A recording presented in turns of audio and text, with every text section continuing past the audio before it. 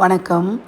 என்னோட தம்பி ராகுல் அன்னை காளிகாம்பாளை மங்கள ரூபிணி அப்படின்ற பேரில் வீட்டில் பிரதிஷ்டை பண்ணி பூஜைகள் பண்ணிகிட்ருக்கான்.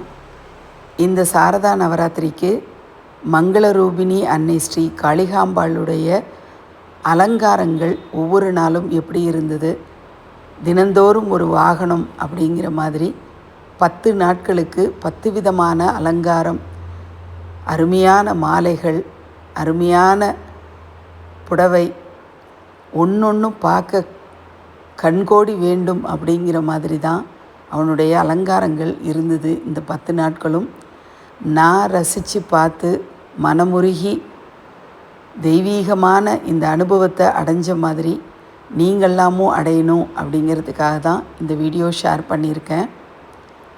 21 வயசு பையன் அவ்வளோ அருமையாக அழகாக இவ்வளவு பிரம்மாண்டமான அலங்காரங்களை கோயிலில் பண்ணுற மாதிரி வீட்டில் பண்ணி ஆராதனை பண்ணியிருக்கிறதெல்லாம் மெய் சிலிர்க்க வைக்கக்கூடிய அனுபவமாக இருக்குது.